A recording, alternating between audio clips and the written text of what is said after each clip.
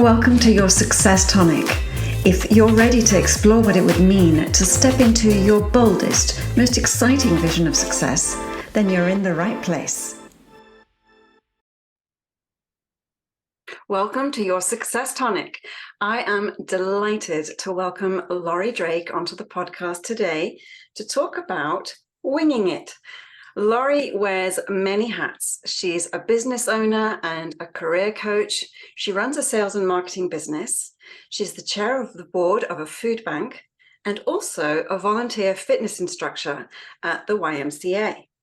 Laurie is passionate about helping people do work that matters to them, and she wants to help more people find their ambition and to find success on their own terms. So we have a lot to talk about, Laurie and I. Welcome, Laurie. I am delighted that you're here with me today. Hi, Natalie, and I'm so excited to be here with you too. Oh, well, I invited you today because we both share this drive to dive deep into our practices, and we love bringing our personal growth to bear into the heart of our work in the world. And working with you, I know that you bring incredible depth and insight and a deep desire to just keep refining everything you do so that you can bring your best. And so I know that you have a lot to offer to our audience today as well. So to get started, Laurie, I know that you mentioned to me that you listened to one of the earlier episodes of this podcast, the one with Susan Barber, where I talked to her about visibility. And I know that we've had some really interesting discussion around that I'd love to dive into. And so I want to start by asking you, how do you feel about visibility? Well, thanks for asking this question, and maybe to provide a little bit of a backstory to your listeners. So, Natalie graciously invited me onto her podcast, probably about 2 months before I booked the recording in with her. And I got the request. I was just so honored and excited to participate, but I just couldn't bring myself to sign up. Like I think I remember booking a date with you and then canceling it. And I just was having like all the feels, to be super honest about it. And then I was listening to your podcast and to this episode on visibility, and it instantly clicked that I was just so terrified of being visible. And everything that you were talking about in that episode, it resonated so much for me. This fact that I, think of myself as somebody who's comfortable with visibility. I'm generally a pretty talkative person. I work in sales and marketing. So I'm constantly talking with people. I'm often out there in the world. So, I was like, yeah, I'm good with visibility. And then it just was like, oh, but are you? Because this is a different kind of visibility. This is being visible about something that means so much to me, and is just, I feel so vulnerable talking about this side of myself. I'm still learning to see myself this way, to talk about myself this way, to show up in the world this way. And so in any case, I promptly after listening to the episode texted you and said, oh my God, I'm terrified of being visible and I'm going to do it. And I booked it in, and that's why I'm here today. So I'm so glad you did. Yeah. So why do you think it's important for us to do this, to step into that visibility? I think it's so important for us to do it because of what we're missing out when we don't. I think, I don't want to undercut, how terrifying it is to do this. I actually, I use a term often to talk about how I feel in these kind of moments. I call it exarified, because it's this like equal parts mixture of excitement and an equal parts mixture of terrified. And I feel like what I'm learning about myself and about others, and as I kind of just, mature in this world, is that ultimately being more visible is, you know, going to make you feel deeply exarified, right? There is this excitement about it. There is this kind of like, oh my God, I can't believe I'm doing this. I can't believe I'm going to put myself out there. You know, somebody wants to listen to me. Oh my God. And then there's also that instant terrified of, oh my God, I'm putting myself out there. Oh my God, someone's going to listen to me. And I also feel like that's a feeling that it's just, you don't want to miss out on those feelings, right? As much as it you know, can feel really weird and uncomfortable. I think some of the best opportunities, some of the most fun, actually, I think I've ever had has been when I've leaned into feeling exarified and just embraced it and just said, you know what? When you're excited and terrified, that's where the good things happen. That's where things kind of come together for me. That's where I'm having the most fun. That's where I'm experiencing joy. That's where I'm connecting with people who I really enjoy connecting with. And so I would just say, do it, because you're just going to it's going to be so much better once you do. Right. Yeah. It's that leading edge, right? And when you're there, you know that it's like challenging you to such an extent. And I definitely have really struggled with this, and you know, launching the podcast, beginning to speak to audiences all over.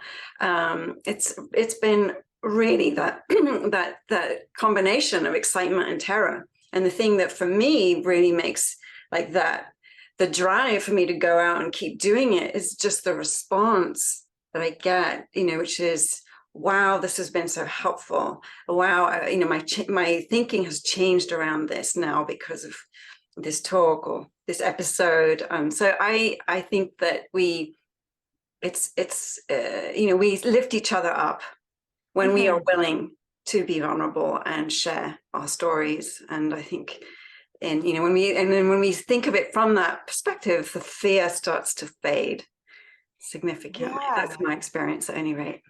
Yeah. And like you said, you meet people who are there too. And you also give permission to yourself and others to be there. And there's just something really, just like really powerful, I think, about just kind of sitting with that fear, just like letting, or Seth Godin often talks about dancing with the fear, which I think is a beautiful metaphor, mostly because I'm a dance instructor. And so, yeah, I kind of feel like sometimes you gotta also like treat it with a degree of lightness, right? You have to like, then that's what the dancing metaphor brings up for me, is this fact that like, we're gonna dance. It's gonna be fun. It's gonna be joyful. And you have to approach it with a degree of levity, because if you dance and you're too rigid, well, you're just not quite dancing, quite frankly. Yes. Yeah. So it's a bit of an art form, one that I'm, you know, still learning and improving and iterating on every single day. But it gets easier and easier the more I practice it. And yeah, I really hope that more and more people can kind of learn to embrace this, because it's been like life-changing for me to lean into the exarified emotion and to just grab that fear and say, we're going to go tango. Yes, I love this expression that you've coined. I think it's brilliant. So it captures it perfectly. So I know that you recently stepped into a larger leadership role as CEO of a company, and congratulations on rocking that out, by the way, Laurie. But one of the tricky things about that is that no one gives us a guidebook to leadership that, you know, that's personalized to us, and we don't know exactly what it's going to be when we step into that role. And so even though you bring your incredible expertise and your insight to the position, there is an element of the unknown, right? Of uncharted territory when we step into a new role of this size. So what's one way of thinking about this change, this up level in your life that has served you well as you navigate this unfamiliar territory? What a good question. And I'm a huge fan of metaphors and allegories. I find that they can be immensely helpful for just helping us to reframe and get unstuck. And one of the big ones that I had really recently was to think about what I'm experiencing right now and the kind of newness of my role. I'm both new to the role, I'm new to the industry that I'm working in. There's a lot of new. I'm a beginner in so many ways, and in other ways I'm not, because I've been in leadership and managed people for over a decade now. But there's a lot of new. There's a lot of new, and a lot of being that beginner again, and it can feel really odd when you're used to being an expert to be thrown back into that beginner role. Yes, absolutely. But the metaphor for me was to be like, you don't have to know how to get from point A to B just yet. Instead, you're the cartographer. And what your goal is for right now is to create the map. It's to explore, it's to figure out all the different pathways that exist in this, new forest that I'm in. And that might mean that I go down some pathways only to find out that, a tree's fallen and I can't really go much further and I have to turn back around in order to kind of go down a different path. But that, I think when we're experts, we're so used to having the map and we're so focused on the efficiency and, knowing how to get from point A to point B, or knowing, okay, if this, if there's a little blockage here, we know what the fastest, workaround is. But when you're so new at something, when you're fundamentally back in that beginner, the kind of advantage that you have is that you don't know the way forward. And so you get to explore. And that means you might find some new pathways. You might find new ways of coming at old problems. And I'm kind of trying to really embrace the fact that right now I'm making my map. I'm making my map, and that is inherently more inefficient than knowing how to get to the other side and get to where I'm going. And that's not a bad thing. And that inefficiency is going to allow me to see new things, ask different questions, find new solutions, find new paths that the well-worn leader just isn't going, because they've got their map and they're just going from point A to point B, and they're not stopping to look, and they're not taking the detour. And that'll go away as I gain my expertise and my map gets developed. So I'm trying to really hold on to this idea of being the cartographer and seeing that as my unique superpower for a limited time, and kind of being like, okay, just own it. Just stop wanting to be really efficient and embrace the exploration that you have at your, that's available to me right now. Absolutely, it is a superpower, and the ability to lean into it and to own it for what it is really, to your credit, because it's so hard to do. Let's say that, it is hard to be a beginner, especially when we have been the expert before. It is not an easy place to be. So yeah, that open mind, the exploration, the willingness to, maybe get it wrong, right? Because we're still figuring things out. It's brave. That's what it is. Now, you and I talk a lot about ways of deepening our coaching skills, our leadership skills, and we've shared a lot of tips and books and recommended frameworks to each other that we find useful. And we had a conversation recently around ways that frameworks can sometimes actually hold us back. So I'd love for you to tell me a little bit more about that and share that with listeners today. Absolutely. And I think, like you, really, really love a good framework. I think that frameworks can be so immensely helpful to creating, structures and helping us make sense of complexity. And one of the things that I'm realizing right now, and perhaps it's because of, where I am in my role in my life, the fact that I'm a beginner in many respects in a lot of areas right now, is I'm finding that a lot of the old frameworks that I've, really loved and found so helpful are really just and like they're not helping me at all right now. And I know we've had a lot of conversations about what to do about that, how to let go of a framework, how to reprioritize, and how to do I find a new framework? Do I just not have frameworks? And I think, one thing that I have found really, really helpful, and this is another kind of person in the coaching world that I really admire. His name is Michael Bungay-Stanier.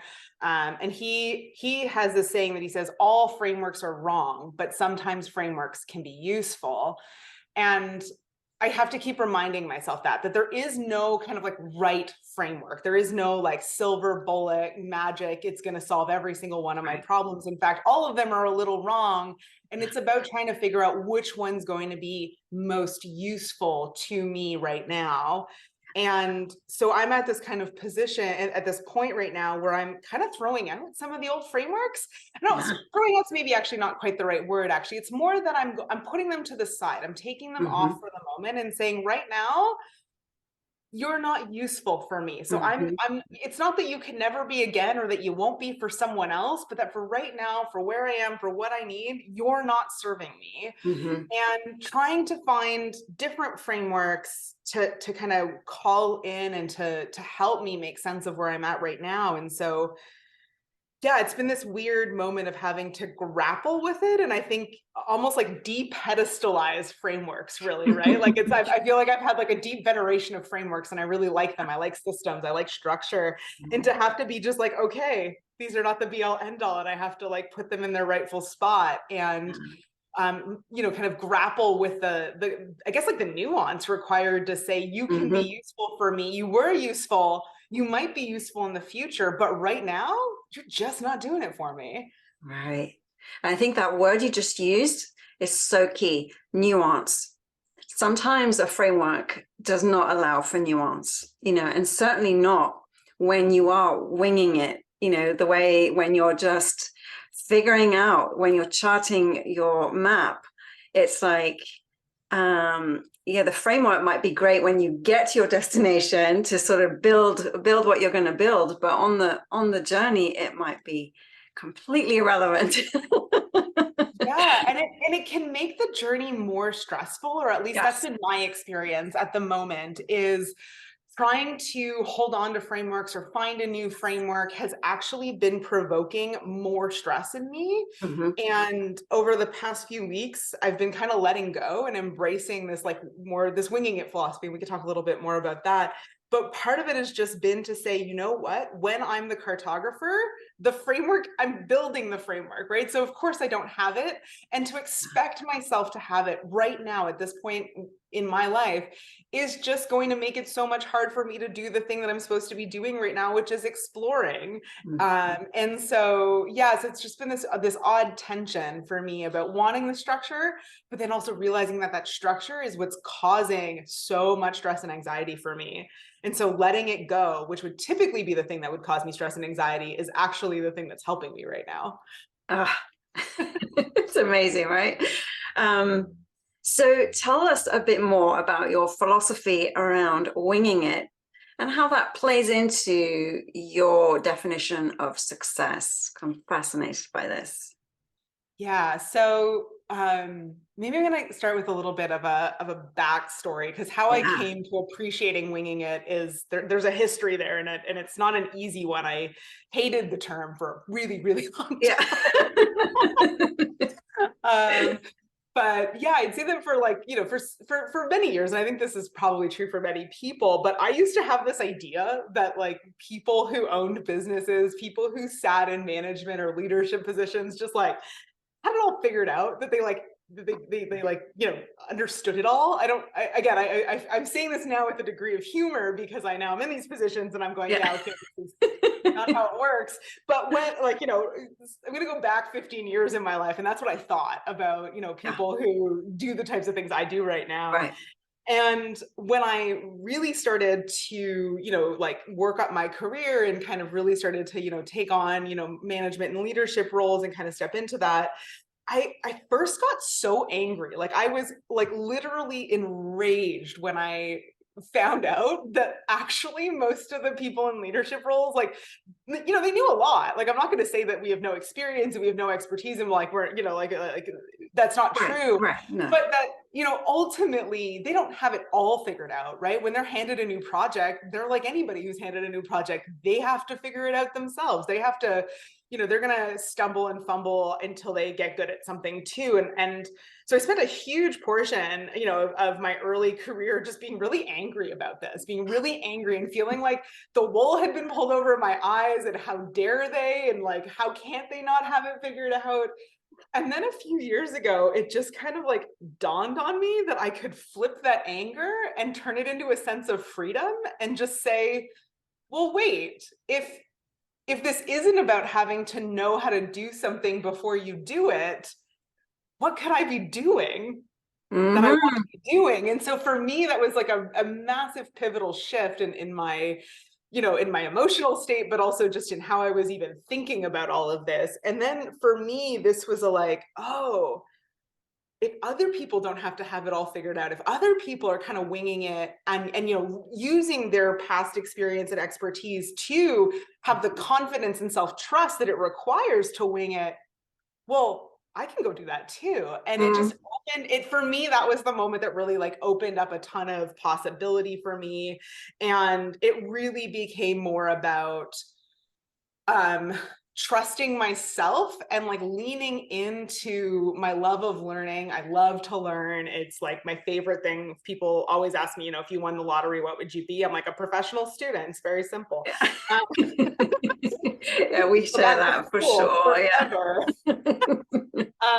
But you know, really the winging it philosophy to me is combining this love of learning, this deep curiosity with this kind of trust, with also this ability to reflect on your past experiences and use them to grow and move forward. And it's this like beautiful kind of like alchemy of all of that that has really, you know, really makes it possible for me. And I also, everybody else, like I'm not the only one winging it here. I think there's people out there. You are not. No, I think, you know, and so I think that for me was just, it just was like, when it happened, it was like, yeah, okay. Yeah. This changes the game. Yes, yes, it does. Yes, it does.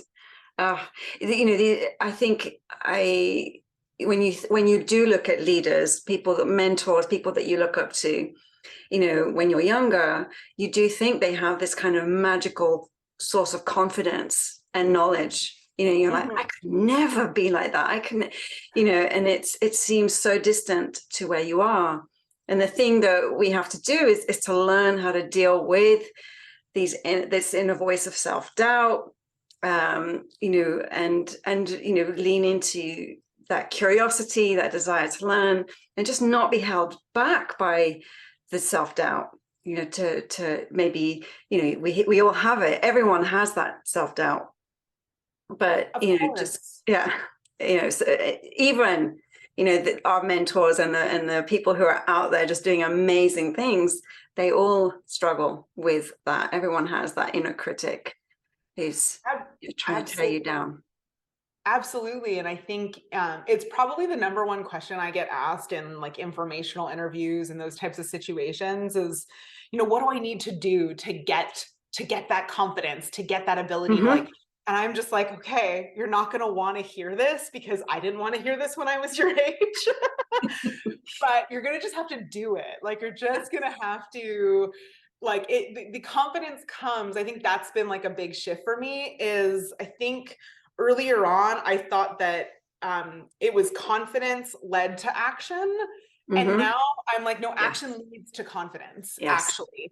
And when I kind of flip that model, it allows me to take action so much faster. I get like less stuck in the mud.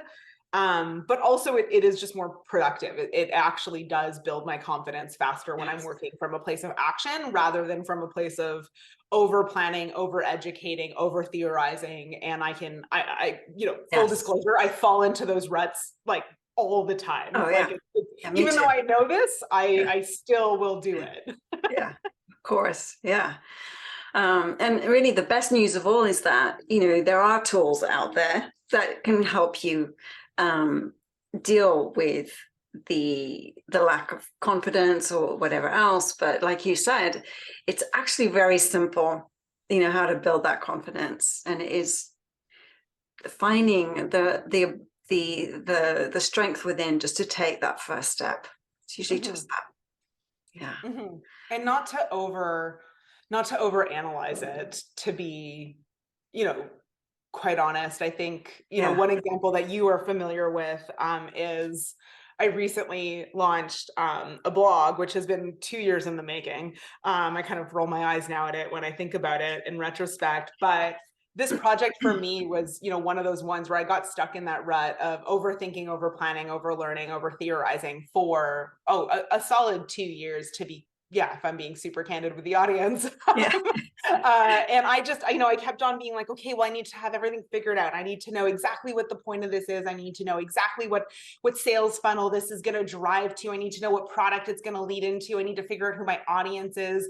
And then it was just like, all of a sudden, the hypocrisy of how I was acting and what I actually think was just like, oh man, Laurie, you're doing it again. Like, you're falling into that rut. And very, very quickly, once, you know, and you were part of the conversations that helped me make sense of that hypocrisy, you know, once I kind of saw it, it was like instantly, it was like, you know what, stop learning, stop theorizing. You know how you're going to figure this out? You're going to figure this out by writing the blog. You're going to figure it out by putting stuff out into the world and figuring out what resonates and like working to find the community and then understand what they want and building with them, right? Like and it's so easy to get caught up in this building for them and doing things for people that you can forget that there's an immense amount of power in building with people and inviting them into that building process. And again, it's that my confidence as a blogger, as a writer, my confidence in my ability to produce a product that's going to matter to the people I want to serve, that's going to come from doing things to find the people and understand how I can better serve them. It's not going to come from me sitting and reading books for hours on end. That isn't to say don't plan at all. Like, there's a degree of planning that you always kind of need to do, but it's to say there's a point at which you have to just kind of say, okay, I've planned as much as I can, and the return on, I'm getting diminishing returns on this. And now I need to move into action and just listen to what's working, what's not. Also, do I like this? Do I not like this? Is this what I thought it was going to be like, or is it not? What if I don't like blogging? What if I realize that this thing I've been thinking about for 2 years, I start doing and I go, actually, podcasting is what I want to do. Right. And so I think it's, finding that little bit of courage, trusting yourself enough to just take that leap and to know that whatever happens, the movement forward is what's going to matter most, because you'll be able to figure it out. Yeah. I think this is, this, like we said earlier, this is what it means to step into leadership, is to get out of our own way and really connect with the people that we want to serve. And build with them, as opposed to, prepare them the nice, perfect thing and hand it to them. That is never going to really work. But this is something that we learn from experience, for sure. Absolutely. So, Laurie, before we, wrap up, do you have any last advice or tip that you would like to share around winging it, that people could take away from this episode? I suppose if I had one piece of advice to offer, it would be to, kind of just approach things with a little bit more levity, like lightness, and to see things more as a form of play. Because I think when we do that, we just de-escalate everything, and we can open up this space for ourselves and also, but for everyone else around us, to just try things, try it on, test our assumptions, test our hypotheses. And to me, when we're coming at things from this, from this place of fun, of play, of joy, we are just more comfortable, taking action. We're more comfortable taking, manageable risks. And I think ultimately we'll be able to get to the places we want to go faster, than when we take ourselves a little more seriously. And I think that's the thing that I would just encourage everyone is to, if there's a project you want to do and you're just not able to, take action or make the steps, that you want to be making to move it forward, maybe just ask yourself how you can make it fun. How can you turn this into a bit of play and see if that'll help you move the needle on taking action. And again, it's that first step, right? That first step begets the next step. Absolutely. Yes. Yes. And I do really appreciate what you're saying around fun. It's definitely a theme in my coaching sessions or with my clients. It's often a question I ask is, how can we make this fun? And then that can literally shift how you're thinking about the big, difficult problem or, the developing the strategy that's just not coming together for you. Well, thank you so much, Laurie. It's been such a pleasure talking to you. Before we go, can you let listeners know where they can find you online? Yeah, absolutely. So if folks want to follow along with my new blog, that's the best way to find me. It's at Laurie Drake, LAURIEDRAKE.ca. So I'm Canadian, so you need the .ca, not the .com. So follow me along, lauriedrake.ca. And you could also, be part of the Building With story and help me, along the way too. So I welcome, thoughts, feedback, ideas, suggestions. I don't have it all figured out, but I'm going to try. I'm going to try my darnest to figure it out. I know you will. You're amazing. Awesome. And thank you so much, Nathalie, for having me on your podcast. It's been a real pleasure. And I'm so honored to have been able to participate in this with you. Oh, it's been so fun, actually. So thank you so much for being here. And thank you to all of you listening. I'm so glad you were all here and able to be with us today as well. So I'm wondering, how would you like to reclaim up to 2 hours a day? It actually only takes 5 minutes a week to change the results that you're getting. Pretty soon you could be saving around 50 hours a month. Head over to storytonic.co/reclaim to discover how to leverage your time and give yourself the best chance at success.